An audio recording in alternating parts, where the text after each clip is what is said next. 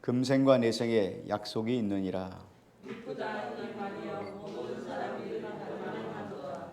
이를 위하여 우리가 수고하고 힘쓰는 것은 우리 소망을 살아계신 하나님께 두미니 곧 모든 사람 특히 믿는 자들의 구주시라. 누구든지 내 연수함을 없이 여기지 못하게 하고 오직 말과 행실과 사랑과 믿음과 정절에 있어서 믿는 자에게 본이 되어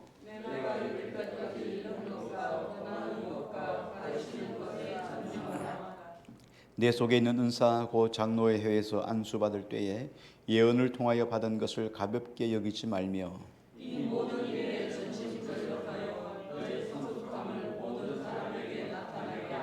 같이요.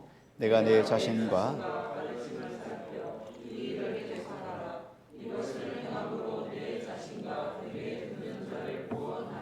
아멘. 네, 오늘 바울의 편지 디모데전서 4장 8절부터 16절 말씀인데 우리 경건의 모양, 경건의 능력, 또 경건의 모델, 오늘 본문은 경건의 모델에 관한 문제를 우리 함께 좀 말씀을 나누고자 하는데 8절부터 16절입니다. 본문이 한 절 한 절이 내용이 좀 많이 있어서 실상은 좀 길어요. 그래서 이걸 좀 잘라서 해야 되겠다 싶어서 경건의 모델에 관해서는 한 2번, 3번, 길게 하면 한 2번 정도 이렇게 나누어서 말씀을 나누려고 합니다. 바울이 앞에서 디모데에게 경건의 유익에 관한 말씀을 설명했잖아요. 경건의 유익에 대한 설명을 하면서 경건에 이르는 이제 구체적인 방법에 관한 문제를 믿음의 아들 디모데에게 제시를 하고 있습니다. 어떻게 하면 경건에 이룰 수 있을까 하는 말씀을 이야기하죠. 그러면서 여기 보면 12절에 이렇게 이야기를 하죠. 말과 행실과 사랑과 믿음과 정절에 있어서 믿음의 사람들에게 본이 될 정도로 성숙해져라. 그리고 또 여기 보면 13절에도 내가 이를 때까지 읽는 것과 권하는 것과 가르치는 일에 전념하라. 이렇게 이야기를 했어요. 그래서 구체적인 방법은 우리 설명은 우리 또 다음번에 하고 오늘 말씀 속에서 경건의 유익에 관한 문제, 경건의 모델이지만 경건이 왜 우리에게 필요한가에 대한 말씀을 좀 먼저 설명을 함께 하면서 은혜 받기를 원합니다. 우리 8절 말씀을 같이 한번 읽겠습니다. 8절입니다. 같이요. 시작. 육체의 연단은 약간의 유익이 있으나 경건은 범사에 유익하니 금생과 내생의 약속이 있느니라. 바울이 디모데에게 경건에 이르기를 힘쓰라 이렇게 이야기를 했죠.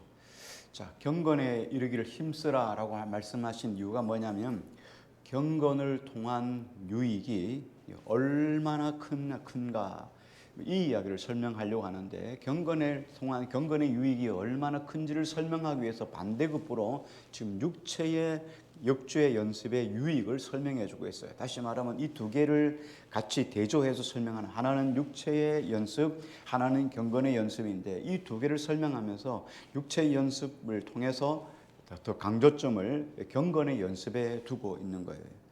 육체의 연단 혹은 육체의 연습은 어떤 것을 이야기합니까? 이거는 몸으로 하는 모든 것을 가지고 우리 육체 연습이라고 이야기합니다. 예컨대 운동이랄지 혹은 기술적인 문제를 통틀어서 우린 육체 연습이라고 이야기를 합니다. 육체 연습이 주는 유익이 상당히 큽니다. 이거 적은 것 아니에요. 상당히 큽니다. 예를 들어서 여러분들 운동 유익이 크지요. 그렇죠. 운동하지 않고 살아가면 사람이 건강이 점점 쇠해집니다. 나이를 먹을수록 점점 쇠해지는데 그래도 운동을 하면 건강을 조금씩은 더 많이 유지할 수 있잖아요. 그래서 건강을 유지하기 위해서는 육체 연습이 필요합니다. 또 육체 연습 중에는 또 어떤 것이 있습니까? 기술 같은 거예요. 기술. 어떤 기술을 계속 반복해서 연습을 하면 그 분야에 대해서는 전문가가 되는 거죠. 남들이 알지 못하는 노하우를 습득하게 돼요. 다른 사람이 와서 할 수 없는 것들을 습득하는 이유는 오랜 시간 동안 연습을 했기 때문이에요. 그래서 이런 기술, 이런 노하우를 가지고 있으면 이것들이 나에게 생계를 책임져 주는 어떤 직업이 되고 또 직업은 나의 삶을 윤택하게 만들어가는 과정을 우리에게 제공하게 되는 거죠. 그래서 육체의 연습은 운동이든 기술적인 문제이든 상당히 우리에게 유익을 주는 거예요. 그래서 육체의 유익의 크기는 뭐죠? 건강한 삶을 유지하고 삶의 풍요를 가져옵니다. 그런데 바울은 이렇게 이야기를 해요. 육체의 연단은 약간의 유익이 있다. 우리가 생각하건대 건강한 삶을 유지하고 또 기술을 통하여서 물질을 벌어서 우리 삶을 풍요롭게 만드는 것들이 상당히 큰 것인데, 이런 유익이 큰데 우리가 이런 이야기를 말씀하지 않습니까? 먹고 살아야죠. 그런 말씀 많이 하잖아요. 먹고 살아야죠. 그래요. 돈 버는 일이 여러분 얼마나 중요해요. 거기에서 기술이라는 게 있어서 우리가 그 직업을 가지게 되고, 그래서 우리의 생계를 책임져 주니까 얼마나 우리에게 유익이 커요. 그런데 바울은 이 부분에 대해서 이렇게 이야기합니다. 육체의 연습은 약간의 유익이 있다. 약간의 유익이 있다 이렇게 합니다. 이거 아닌데? 우리가 생각하건대 이 약간의 유익이 아니고 상당히 큰 유익인데 약간의 유익이 있다 이렇게 이야기를 합니다. 헬라어의 약간이란 말은 오리오스라고 하는 단어를 씁니다. 오리오스라고 하는 단어는 아주 작다. 육체의 연습은 아주 조금밖에 안 된다라는 말이에요. 여기 약간이라는 말은 육체의 연습의 유익, 육체의 경건을 위해서, 육체를 위해서 연습하는 것들이 약간의 유익이 적다는 의미죠. 유익이 적지만 여기 경건의 훈련, 경건의 연습은 유익이 크다. 경건의 훈련이 유익이 크다는 것을 강조하기 위해서 상대적으로 이걸 작게 여긴 거예요. 큽니다. 육체의 연습이 커요. 육체가 우리 인생 속에 여러분 수고하고 임성을 통해 건강을 제공하고 먹고 마시는 것을 제공해 주기 때문에 육체를 위해서 일하는 거 여러분 중요합니다. 큽니다. 그런데 경건의 훈련이 더 유익이 크기 때문에 이건 작다라고 이야기를 한 거예요. 자, 그런 의미로 오늘 말씀을 조금 생각해 봅니다. 여기 육체의 연습이 약간의 유익이 있다라고 하는 말은 또 다른 말로 조금 생각해 보면, 오늘 말씀의 흐름을 통해 생각을 해보면 육체의 연단의 유익이 작다는 의미는 유효기간이 짧다는 말이에요. 유효기간이 짧다. 에베소 3장 3절에 보면 여러 비슷한 단어가 또 나오는데 같은 뜻입니다. 곧 계시로, 에베소 3장 3절에 보니까 곧 계시로 내게 비밀을 알게 하신 것은 내가 먼저 간단히 기록함과 같으니 그랬어요. 여기 간단히라는 말인데요. 개역 개정 성경에는 간단히라고 있는데 그 개역 성경에는, 우리 바뀌기 전에 성경은 대강 이렇게 말합니다. 내게 비밀을 알게 하신 것은 내가 먼저 대강 기록함과 같다. 여기서 대강 혹은 여기 간단히라는 말이 헬라어의 오리오스라는 말이에요. 그래서 여기 약간이란 단어를 해석해보면 이 프리스 오리곤 이런 말을 단어 쓰는데, 오늘 보면 한동안 유익이 있다, 잠시만 유익이 있다라는 뜻이에요. 육체의 연습이 유익이 있습니다. 그런데 유익이 있는데 유익의 유효기간이 잠시라는 거예요. 한동안, 잠시 동안 우리에게 유익이 있다. 그 유효기간이 언제입니까? 육체의 연단이 결코 무시할 수 없을 만큼 유익이 있지만 그 유효기간이 금생에 불과하다는 거예요. 여러분, 육체의 연습을 위해서 건강하기 위해서 운동하잖아요. 자, 여러분 운동하는 게 언제까지죠? 천국 가서도 여러분, 천국 가서도 운동 건강한 거 천국 가서도 여러분 불끈불끈 여러분 이렇게 소용이 있습니까? 열심히 돈 버는 거 요즘 천국 가면 소용이 있습니까? 죽을 땐 여러분 하나도 못 가져가죠. 육체의 연습을 해서 얼마나 수고하고 직장을 해서 먹고 살아야죠 하고 돈을 많이 벌었는데 죽고 나면 여러분 1원도 가져갈 수 있겠어요? 누가 자식이 좀 더 나를 위해 생각해가지고 여러분 몇 자리를 크게, 남들보다 더 크게 만들어줄 수는 있겠죠. 그러나 여러분 가져갈 수 있는 거 하나도 없어요. 그래서 육체의 연습은 언제까지 유효기간이죠? 금생 살아있는 동안만 유익하다는 말이에요. 무덤에 들어가기까지만 유익한 것이 금생의 훈련이에요. 이게 육체의 연습이에요. 건강한 거 죽고 나면 소용없습니다. 내가 가지고 있는 기술적인 거 죽고 나면 의미가 없어요. 자, 그런데 반대로 경건은 어떻습니까? 경건은 조금 유익하지 않고 뭐라 그랬죠? 경건은 범사에 유익하다 그랬어요. 자, 인생에 유익한 육체의 연단보다도, 육체의 연습보다도 훨씬 더 유익한 것이 경건의 연습, 경건의 훈련이라는 거예요. 경건의 연단이라는 거예요. 자, 왜 그렇습니까? 왜 경건의 유익은 범사에 유익합니까? 왜 경건의 연단은, 왜 경건의 훈련은 범사에 유익하고 뭐 더 육체 연습보다 더 큽니까? 이유가 뭘까요? 경건의 연습은 육체의 연단이 가지고 있는 유효기간 금생보다도 더 유익한 이유가 내생의 약속이 있기 때문이에요. 유효기간이 금생만 아니라 내생에도 약속이 있기 때문이에요. 그래서 경건의 훈련은 범사에 유익하다 이렇게 말합니다. 그러면 경건이 주는 금생과 내생의 약속이 무엇일까요? 여기 보니까 금생과 내생의 약속이 있느니라 그런 이야기를 했어요. 자, 그러면 금생과 내생에 대한 약속이 뭡니까? 바울은 죄송하지만 거기에 대해서 언급하지 않고 있어요. 말해주지 않고 있어요. 그런데 말해주지 않는다고 모르지 않죠. 왜? 바울이 그의 서신서에 보면 그런 부분에서 많은 부분을 설명해 주고 있기 때문에 여기서는 굳이 거기에 대한 것들을 지금 편지를 보내야 되는데 다시 설명해 줄 이유가 없기 때문이에요. 왜냐하면 이때 편지가 뭐였었겠어요? 이때 편지가 뭐였을까요? 이때 편지는 파피루스나 혹은 양피지를 썼단 말이에요.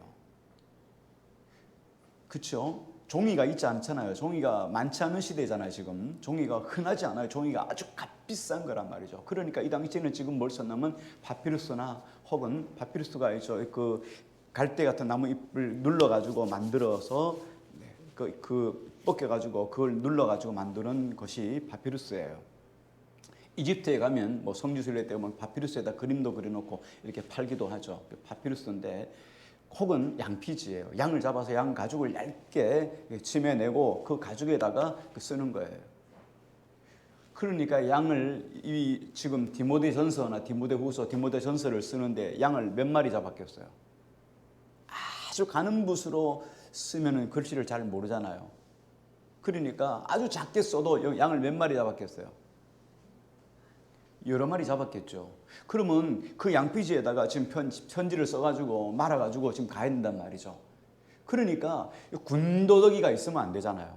할 수만 있으면 함축되고, 왜 쓰는 것도 힘들지만 운반하는 것도 힘들단 말이에요. 그러니까 함축성 있기 위해서 굳이 내생과 금생의 유익이 있다, 약속이 있다는 그 약속을 굳이 설명하지 않아도 이미 그거는 그 소아시아에 있었던 여러 교회들에게 지금 나누어 읽어서 알고 있던 바울의 서신서 안에 있는 내용들이에요. 자, 그러면 추적을 해보면 우리가 금생과 내생에 대한 약속들을 성경을 통해서 쉽게 알 수 있는데, 누가복음 18장에 보면 누가복음 18장 19절, 29절, 30절 보면 이렇게 말씀합니다. 예수님께서 말씀하신 것인데요. 이르시되 내가 진실로 너희에게 이르노니 하나님의 나라를 위하여 집이나 아내나 형제나 부모나 자녀를 버린 자는 현세에 여러 배를 받고 내세에 영생을 받지 못할 자가 없느니라 그랬어요. 자, 예수님은 이렇게 말씀하셨어요. 하나님의 나라와 그의 의를 다른 것보다 또 먼저 구하는 사람은 영원한 생명을 얻고, 그리고 내생을 얻는 것과 동시에 천국을 소유함과 동시에 이 땅에서도 여러 배를 받는다는 거예요. 보면 현세에 여러 배를 받고 내세에 영생을 받지 못할 자가 없느니라. 예수님이 약속하신 내용이에요. 하나님의 나라 그리고 그의 의, 마태복음 6장 33절, 너희는 먼저 그의 나라와 그의 의를 구하라. 그리하면 이 모든 것을 너희에게 더하시리라. 6장 33절 앞에 보면 뭐가 있습니까? 앞에 보면은 이렇게 말합니다. 하나님 우리에게 먹을 것을 주시옵소서, 하나님 우리에게 마실 것을 주시옵소서, 우리에게 입을 것을 주시옵소서. 그렇게 말할 때 예수님은 6장에 보면 이렇게 말씀하죠. 야, 이것들은 다 이방인이 구하는 것이라. 너희 하늘아버지께서는 너희에게 이 모든 것들이 있어야 될 줄 알지 못하느냐? 그러므로 너희는 그의 나라와 그의 의를 먼저 구하라. 그리하면 이 모든 것, 먹는 것, 입는 것, 마시는 것을 너희에게 주시리라. 이 말씀이에요. 아멘입니까? 아멘. 예, 이래서 이 말씀을 주신 거예요. 그러면서 그러니까 어떻게 해요? 영생은, 내생은 이 땅에서 주님을 위해서 수고하고 애쓰고 힘쓰고 이렇게 하나님 나라와 의를 위해 살아가는 자에게는 당연히 주시는 것인데 그것만 있는 것이 아니라 현세에도 여러 배를 받는다, 이렇게 이야기를 합니다. 기독교 백년사에 보면 여러분 잘 아시는 평양에 산정현 교회가 있습니다. 산정현 교회는 여러분 잘 아시는 주기철 목사님이 심무하셨던 교회에서 일사각오로 일제의 신사참배 강요에 대해서 신사참배를 거부하다가 결국은 순교를 당하지요. 그분이 섬겼던 교회가 평양의 산정현 교회예요. 근데 참 훌륭한 목사님 밑에 훌륭한 성도, 훌륭한 장로님, 훌륭한 일꾼이 생기고 또 훌륭한 일꾼이 있는 교회는 또 훌륭한 교회가 되는 거죠. 이 산정현 교회에 유계준 장로님이 계십니다. 유계준 장로님이 계신데 이분이 20대에는 깡패였어요. 집은 상당히 부자였는데 뭐 부자니까 굳이 뭐 일할 것도 없잖아요. 그죠? 밑에 머슴들이나 일하고 뭐 농사 짓고 땅도 부자였고 뭐 그 당시에는 오늘날처럼 그런 부자가 아니잖아요. 오늘날처럼 뭐 그런 게 아니니까 다 농사 뭐 밑에 사람들이 짓고 그러니까 할 일 없으니까 그냥 깡패짓 하는 거, 술 먹고 어디 가서 업고 이런 일들을 많이 했어요. 그런데 이분이 마포 삼열 목사님을 만나게 돼요. 마포 삼열 목사님을 통해서 그가 하나님의 은혜로 예수님을 영접하게 되죠. 마포 삼열 선교사님을 들고 패려다가 하나님이 그에게 은혜를 주셨어요.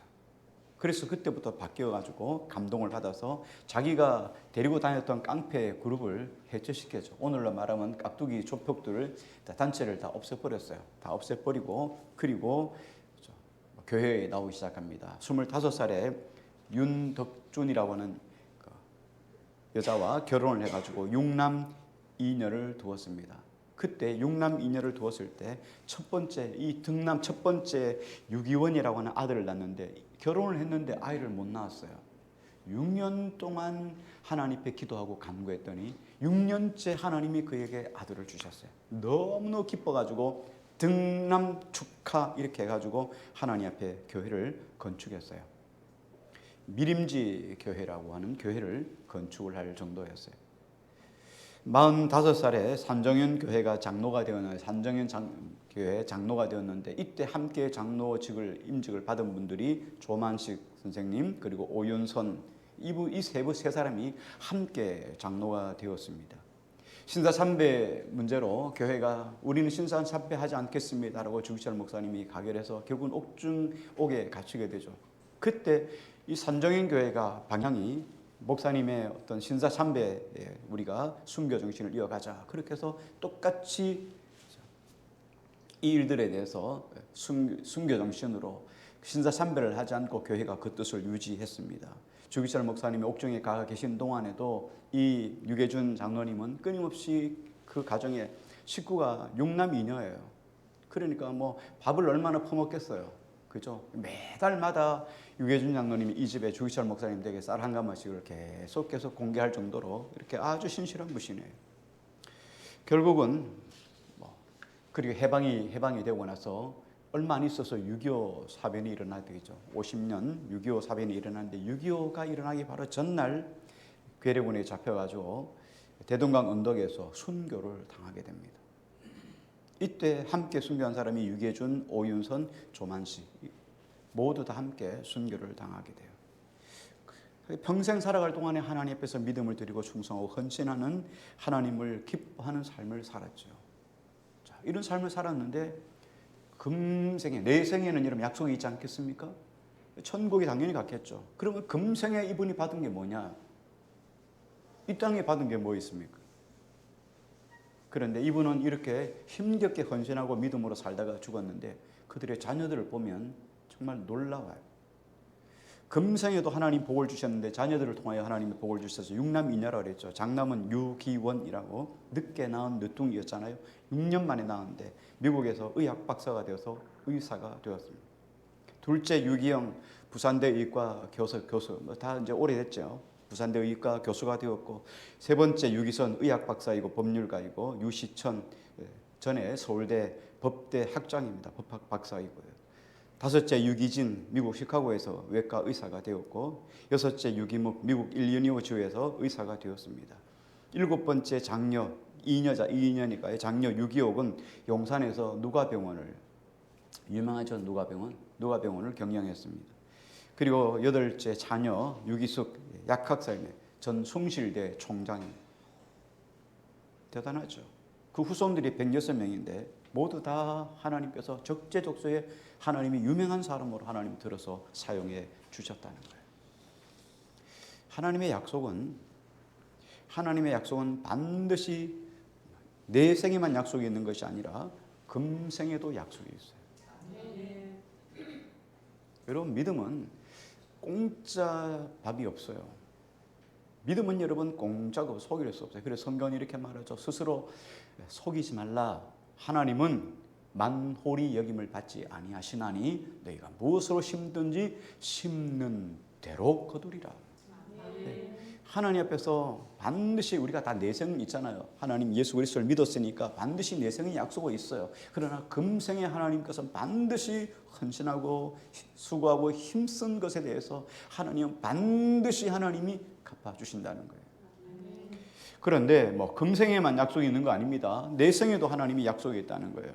자, 우리가 영원한 생명을 얻는 것, 자, 우리가 모든 사람들이 바라는 유익이 아니겠습니까? 그런데 영원한 생명은 누구에게만 주어지냐면 영원한 생명은 모두에게 주어지는 것이 아니에요. 이 영원한 생명은 경건한 자에게만 주어지는 복이란 말이에요.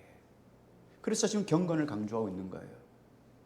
아무나에게 주어지는 것이 아니에요. 내 생의 복은 이 땅에서 뭐 착하고 정직하고 너그럽고 다른 사람 배려하고 뭐 이러면 주어지는 게 아니에요. 내 생의 복은 어떻습니까? 예수 그리스도의 죽음을 나를 위하여 십자가에 박혀 죽어주심을 믿고 우리가 부활하신다는 것, 그래서 영원한 천국의 소망을 두고 살아가는 것을 믿는 자에게 주어지는 복이 내 생의 복이에요. 믿습니까? 이게 바로 경건의 비밀이에요. 이 예수 그리스도를 만난 것, 이 예수 그리스도를 통해 내가 거듭나서 하나님의 영원한 나라를 내가 소망하며 살아간다. 그래서 이 땅의 삶 속에는 내가 누추하지만 영원한 천국에 대한 소망이 있다. 이게 경건의 비밀을 소유한 사람이라는 말이죠. 그래서 10절 우리 말씀 같이 한번 읽어볼까요? 10절을 읽습니다. 같이요. 시작.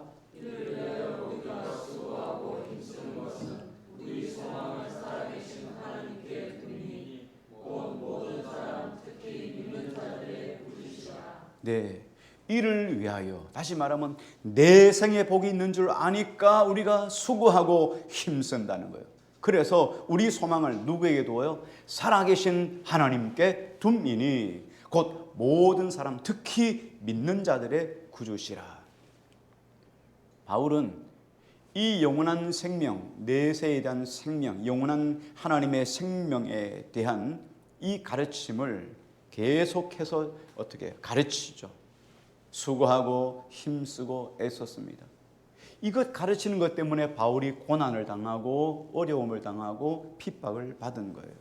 자, 그래서 바울이 수고와 비방을 받았는데 이 수고와 비방이 육체의 연습으로 얻은 결과와 대조가 된다는 말이에요. 경건을 위해서 살아가기 위해서는 육체의 유익을 포기할 수밖에 없었어요. 육체의 유익을 위해 쫓아가면 경건을 포기해야 돼요.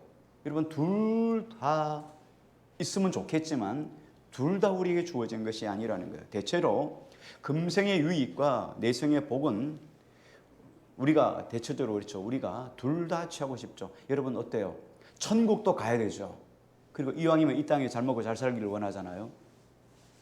그렇잖아요. 누구나 다 그래 원해요. 뭐 웃을 일 아닙니다. 천국도 뭐 가고 이 땅에서도 잘 되고 그냥 형통하기를 원하죠. 이게 우리가 바라고 소원하는 거예요. 그런데 바울은 이렇게 이야기를 합니다. 우리가 이 둘 중에 어느 하나를 포기해야 될 때가 있다는 거예요. 만약에 이런 일들이 있다면 여러분 어떻게 하겠습니까? 육체를 쫓아가겠습니까? 아니면 어떻게 해요? 경건을 쫓아가겠습니까? 이런 이야기예요. 둘 중에 하나를 선택해야 된다면 여러분 어떤 것을 선택하겠습니까? 라고 하는 말이에요. 디모데후서에서 바울은 육체의 유익과 경건의 유익에 대해서 이야기를 하면서 이렇게 이야기를 합니다. 때때로는 하나를, 그리고 때때로는 둘 다 취할 수 있는 것이 아니라 양자택일의 문제라고 이야기를 합니다. 디모데후서에 바울이 또다시 편지, 첫 번째 편지 전서 그걸 보내고 또 후서를 보내는데, 이 디모데후서 속에 보면은 3장 12절에 이렇게 말합니다. 무릇 그리스도 예수 안에서 경건하게 살고자 하는 자는 박해를 받으리라. 경건의 유익을 위해서 살아가는 사람은 뭘 받는다고요? 박해받는다는. 아니, 경건을 위해 살아가면서 이 땅에서 금생의 복이 있다고 했는데 박해가 있다는 거예요. 그럼 이 문제를 조금 정리를 해야 되는데, 이 이야기는 어떤 이야기입니까? 경건을 따르면 박해가 따르고 육체를 따르면 경건해지지 못하는 거예요. 자, 그러니까 경건과 박해는 이중적인 구조라는 말이에요. 이 두 개가 경건하게 살았는데 박해가 왔어요. 그럼 여러분 어떻게 해야 됩니까? 어떻게 생각해야 되죠? 나는 지금 믿음 생활을 잘하고 있다 생각하라는 거예요. 그렇잖아요. 무릇 경건하게 살고자 하는 자는 핍박을 받으리라. 내가 핍박받고 있어요. 그런데 어떤 분들은 성경이 이렇게 말합니다. 어떤 사람은 자기가 잘못하고도 너희가 매를 맞으면 무슨 유익이 있느냐. 바울은 그렇게 이야기를 했어요. 내가 막 예수 믿는다고 나 경건하게 살면다 하면서 막 자기 욕심대로 살고 자기 막 한 대로 하고 막 자기 욕하고 그러면서 저 인간 하면서 막 두드려 맞고 사람들 지탄받으면서 야 나는 무릇 경건하게 살고 나는 핍박을 받는다 이렇게 말하면 그건 이상한 사람이에요. 그건 이상한 사람이에요. 그게 아니고 믿음으로 살려고 몸부림치는데 경건하게 사는데 핍박을 받았다. 할렐루야. 하나님 감사하는 거예요. 믿습니까? 예. 그런데 경건하게 살았는데 박해가 없어요. 야, 그럼 내가 이 제대로 못 사느냐 이렇게 생각하지 말라는 거예요. 경건하게 살았는데도 박해가 없다. 여러분 감사하면 되는 거예요. 예. 감사하면 되는 거예요. 그렇다고 불경건하게 사는데 박해가 없다. 여러분 그런 쪽으로 가면 안 돼요. 경건하게 살았는데도 박해가 없다. 감사하시고. 경건하게 살았는데도 박해가 있다. 여러분 야, 이거 당연한 거니까 하나님 그래도 힘 주십시오. 이렇게 살아가는 거예요. 우리가 그래서 경건하게 살고자 하느냐, 뭐 경건의 훈련을 쫓아가느냐, 아니면 육체를 쫓아가느냐, 이 둘 중에 우리가 선택을 해야 된다는 말이에요. 어쨌든 우리가 살아갈 동안에 우리가 선택해야 되는 것은 뭐예요? 육체를 따라가는 자들이 아니라 성령을 따라가는 자들이에요. 그래서 경건을 쫓아가는 자들이 돼야 된다는 말이에요. 이 두 가지는 선택의 문제, 반드시. 여러분이 잘 아시는 오프라 윈프리라고 하는 미국의 토크쇼에 아주 유명한 MC가 있죠. 오프라 윈프리 지금은 하지 않지만 상당히 유명한 사람이죠. 이분이 이런 이야기를 했어요. 우리가 어떤 일을 만나든지 간에 할 것인가 말 것인가를 결정해야 된다. 그러면서 그가 이렇게 이야기를 했어요. 아무것도 하지 않기로 결정하는 것도 당신의 선택이라는 거예요. 할 것이냐 말 것이냐, 아무것도 하지 않을 것인가, 이 세 번째 하나 둘 셋 다 선택의 문제라는 거예요. 난 아무것도 하지 않았어요. 난 왼쪽 오른쪽 난 선택하지 않았어요. 이렇게 하지 않는 것도 여러분 선택이라는 거예요. 여러분 좌로 우로 선택하죠. 난 중도야 이렇게 말하는 것도 중도도 선택이라는 말이에요. 오프라 윈프리가 그런 이야기를 했는데 그녀의 삶에 그가 선택에 관한 문제에도 그에게 영향을 준 노래가 있습니다. 리안 워맥이라고 하는 사람의 노래인데요. 그 노래 제목이 I Hope You Dance라는 노래입니다. 나는 내가 춤을 추었으면 좋겠다. I Hope You Dance. 그 내용이 이런 거예요.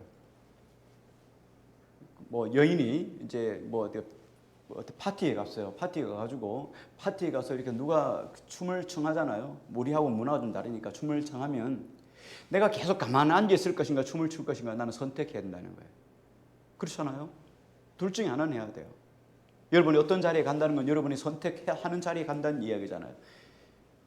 그래서 노래는 이렇게 말합니다. 선택의 갈림길이 설 때 나는 너가 춤을 추었으면 좋겠다. 이런 이야기예요.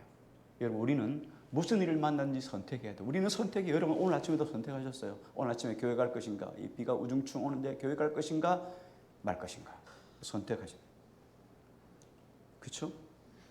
날 좋으면 오늘 골프 치러 가야 되는데 이런데 비가 왔어요. 그래서 또 못 온 사람도 있지만 어떤 사람은 또 비가 오니까 우중충하다 이래서 못 온 사람도 있단 말이에요. 근데 어쨌든 여러분이 선택해서 나온 거예요. 경건을 위해서 여러분 나오신 거예요. 잘하셨습니다.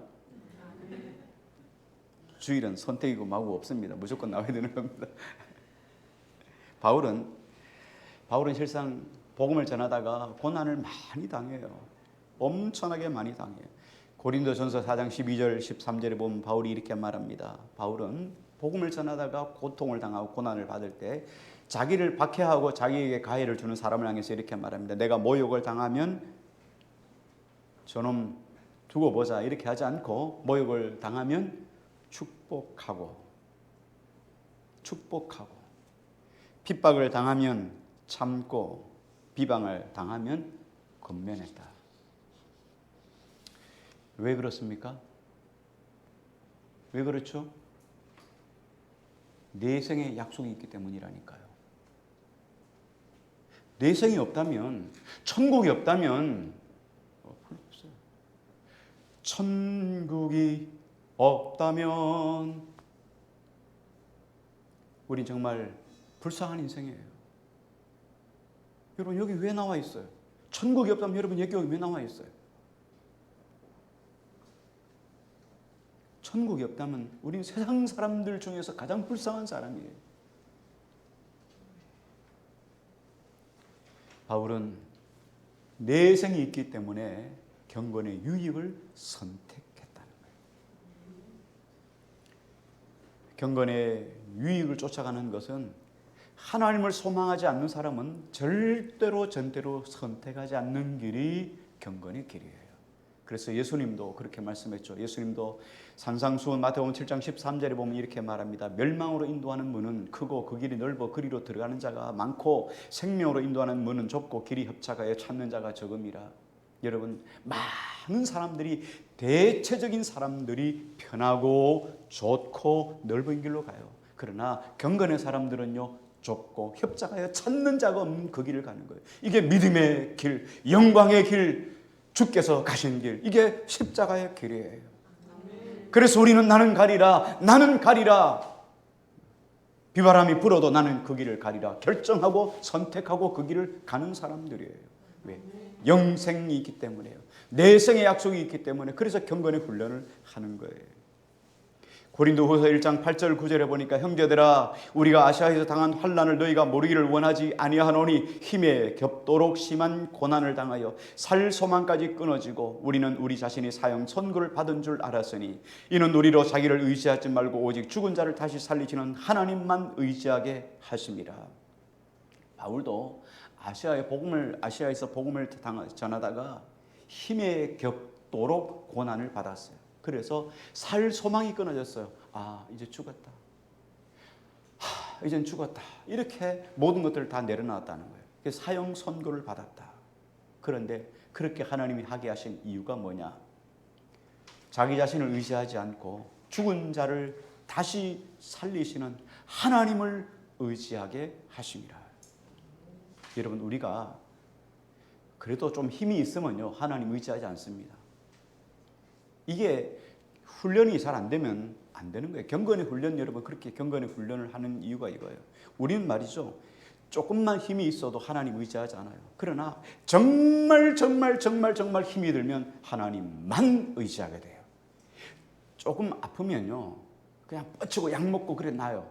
그렇게 가요. 그런데 정말 아프면 하나님만 기대하게 되는 거예요. 정말 급하면요. 좀 여유가 있으니까 막 버팅기고 막 이것저것 알아보죠. 정말 급하면 하나님만 쫓아가요. 하나님께 엎드려 기도하게 되는 거예요. 이게 하나님을 소망하는 사람들의 삶이라는 거예요. 또 하나님께 소망을 두는 사람은 고난과 비방, 박해를 다 받아들입니다. 고대 그리스 철학자인 탈레스는 소망은 가난한 자의 빵이다 그렇게 이야기를 했어요. 가난한 자의 빵이다. 여러분 가난한 자에서 빵이 얼마나 절실합니까? 그렇죠? 얼마나 절실해요. 그러니까 정말 힘들고 어려운 자의 빵이 뭐냐? 소망이라는 거예요. 우리의 식물, 우리의 빵은 소망이에요. 여러분 잘 아시는 것처럼 제가 어릴 때 많이 동화책을 본 중에 그 동화책 중에서 여러분 이솝 우화 중에 안델센 동화집도 있는데 안델센 동화집 여러분 아는 이야기들이 있을 거예요. 이 안델센의 삶을 바라보면 어릴 때 삶이 어땠냐면 찢어지도록 가난한 집에서 살았어요. 초등학교도 못 나왔어요. 돈이 없어서. 아버지는 알코올 중독자예요. 그래서 어릴 때부터 심한 학대를 받고 살았어요. 그런데 그가 나중에 이런 고백을 해요. 나는 그렇게 살아온 삶이 복이었다. 여러분, 나는 내 인생이 정말 힘들고 어려웠어요. 내가 가난한 집에 태어나서 막 찢어질 때 가난하고 막 쌀밥 한번 제대로 못 먹고 말이에요. 추석 때나 명절이나 한번 쌀밥 먹고 여러분 이런 삶을 여러분 이야기하면서 과거를 여러분 부인하고 힘들어하는 사람들이 많잖아요. 근데 안델센은 그런 이야기를 했어요. 만약에 내가 그렇게 어려운 힘든 삶을 살아가지 못했다면, 나는 가난한 삶을 살아가지 못했다면, 가난한 삶이 없었다면 나는 성냥팔이 소녀를 쓰지 못했을 것이다. 성냥팔이 소녀가 가난한 자의 삶을 보여주는 거잖아요. 내가 정말 못났다고 사람들이 나를 왕따시키고 나를 놀리고 그런 삶이 없었다면 나는 미운 오리 새끼를 쓰지 못했을 것이다. 여러분, 하나님 앞에 섰을 때 우리에게 주어진 고난과 핍박과 어려움을 주님 앞에 노래로, 시로, 기도로 하나님께 고백할 수 있는 사람, 그 사람이 하나님께 칭찬받는 사람이에요. 그럴지라도 불평하고 원망하는 것이 아니라 하나님을 찬송할 때 하나님은 그에게 복을 주시는 것이죠. 절망은 인생의 끝이 아니라 새로운 시작입니다. 여러분 생각해 보세요. 소망을 가지세요. 소망이 뭡니까? 여러분 소망을 가지라고 하는데 소망이 뭐예요?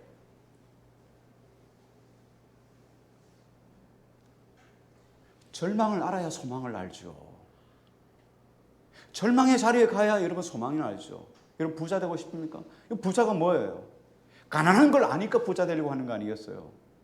그렇죠? 그런데 어떻습니까? 우리가 정말 하나님 앞에서 이 경건의 능력 속에 내 생에 소망을 두는, 하나님께 소망을 두는 삶은 작은 것부터 시작하는 거예요. 큰 것 아니에요. 이걸 먼저 아는 것부터 시작하는 거예요.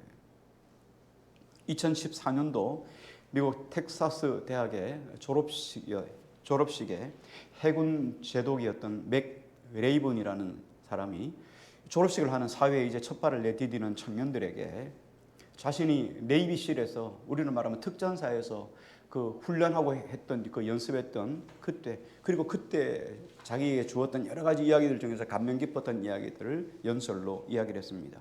그때 한 이야기 가운데 교훈 하나가 있는데 그가 이렇게 이야기를 했습니다. If you wanna change the world, start by making your bed. 세상을 바꾸고 싶다면 침대 이불부터 정리하라. 세상을 바꾸고 싶으면 너가 일어난 침대 이불부터 정리하라. 우리가 경건하게 살고자 싶습니까? 내 생에 여러분 소망이 있다고 믿습니까? 작은 것부터 시작하는 거예요. 믿음에는 작은 것이 뭐 있을까요? 여러분 성경 읽기부터 시작하시면 돼요. 기도하는 것부터 시작하면 됩니다. 나는 바빠서 이 말은 뭐요? 나는 내 생에 뭐요? 나는 육체 연습을 쫓아가기 때문에 경건의 연습을 할 시간이 없습니다. 이 이야기예요. 내가 지금 내 생에 100년밖에 못 사는 이 짧은 인생에 나는 소망을 두고 살아가기 때문에 나는 잘 먹고 잘 살아야 돼요. 여기에 난 시간이 있어서 나는 성경 읽는 거 난 시간이 별로 없어서 못 하겠습니다. 라고 하는 어리석은 일을 하지 말라는 거예요. 유계준 장로님처럼 이런 분도 계셔요. 내 생에 약속이 있지만 하나님이 금생에도 약속이 있다는 거예요. 그래서 여러분 작은 것부터 시작하는 거예요. 이불 개는 거, 여러분 난 세상을 바꾸는 사람이 될 거야 하면서 자기 인생에 말이죠. 침대에 아주 자기 방은 아주 지저분하면서 말이야 난 세상을 바꾸려고 한다. 이러면 엉터리잖아요. 하나님 앞에 정말 어떻게 해요? 내 생에 약속이 있고 그렇게 살기 위해서는, 경건에 훈련하기 위해서는 작은 것부터, 성경 읽기부터, 여러분 말씀을 다 지키지 못해도 한 말씀이라도 내가 들었던 말씀을 붙잡고 내 삶 속에 적용해서 살려고 몸부림치라는 거예요. 찬송가 487장 여러분 잘 아시는 노래인데요. 잘 아시는 찬양인데 이렇게 말합니다. 아까도 이야기했죠. 소망이 뭐냐? 절망을 겪어야 소망이 알죠. 절망이 뭔지 뼈저리 알아야 소망이 뭔지 알아요. 바울이 어떻게 해요? 아세에 당한 환난 때문에 죽을 위기를 건너서 살 소망이 끊어졌다. 죽었다고 사망 선고를 내렸다는 거예요. 이는 자기를 의지하지 않고 하나님만 의지하게 하려 했습니다. 찬송가 487장은 이렇게 말합니다. 어두운 후에 빛이 오며 바람 분 후에 잔잔하고 소나기 후에 햇빛 나며 수고한 후에 쉼이 있네. 연약함 후에 강건하며 애통한 후에 위로받고 눈물 난 후에 웃음 있고 씨 뿌린 후에 추수하네. 괴로움 후에 평안 있고 슬퍼한 후에 기쁨 있고 멀어진 후에 가까우며 고독함 후에 친구 있네. 고생한 후에 기쁨 있고 십자가 후에 영광 있고 죽음 온 후에 영생하니 이런 도가 진리로다. 여러분, 우리 인생에서 반드시 오늘 본문 속에 보니까 내가 소망을 굳게 붙잡을 수 있었던 이유는 내가 절망 가운데 사망 선고가 있었기 때문에 아직도 적당히 할 수만 있는 힘이 있다면 우리는 하나님만 의지하지 않는다는 말이에요. 여러분, 우리가 죽음 같은 이런 절망의 순간에도 출구가 있습니다. 반드시 빠져나올 길이 있습니다. 그게 누굽니까? 그렇죠. 살아계신 하나님 예수 그리스도시예요. 그래서 바울은 디모데와 에베소 교회를 향해서 이렇게 말합니다. 하나님께 소망을 두라. 하나님께 소망을 두는 이유가 뭐지요? 하나님께 소망을 두는 이유가 뭡니까? 10절에 뭐라고 말씀합니까? 그는 어떤 분이십니까? 살아계시고 우리를 믿는 자들을 구원하실 분이시기 때문이에요. 그러니까 하나님께 소망을 두는 거예요. 내가 믿는다 하는데 그냥 믿는 게 아니고 하나님은 나의 소망이 되기 때문이에요. 나를 살리실 분이라는 거예요. 그리고 그분은 죽으신 분이 아니라 살아계신 분이라는 거예요. 그래서 디모데후서 4장 11절은 바울은 디모데에게 이렇게 권면합니다. 11절을 한번 같이 볼까요? 같이요. 시작. 네, 이것들이 뭡니까? 이것들이 뭐예요? 이것들이 지금 뭐예요? 경건을 사모하고 육체의 연습보다도 경건의 훈련을 사모하는 자리에 서게 하는 것, 이거예요. 이것들을 가르치라는 거예요. 성도가 경건을 사모하고 경건의 연단에 돌입하고 경건의 유익을 누리고 살아갈 수 있도록 훈련시켜야 되는 것이 디모데 너가 할 일이다 이 말이에요. 여러분, 바른 목회자는 여러분 복 받습니다, 축복 받습니다, 축복합니다, 복 받습니다. 여러분 이것보다도 정말 바른 목회자는 성도들로 하여금 하나님께 소망을 두게 하셔야 돼요. 이게 여러분 바른 목회자예요. 목회자가 가르쳐야 될 내용이 뭐냐면 경건에 관한 거예요. 여러분 경건의 훈련을 해야 됩니다.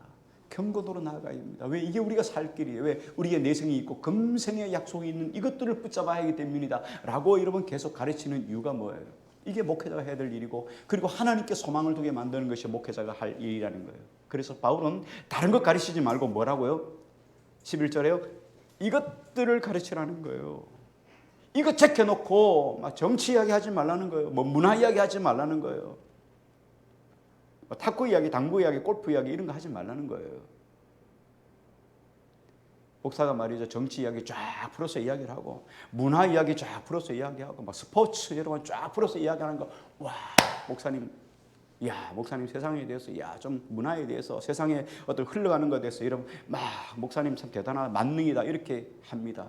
사람들은 목사님 대단합니다 이렇게 칭찬할 줄 모르지만 하나님 보시기에는 뭡니까? 이 악하고 게으른 종에 불과하다는 말이에요.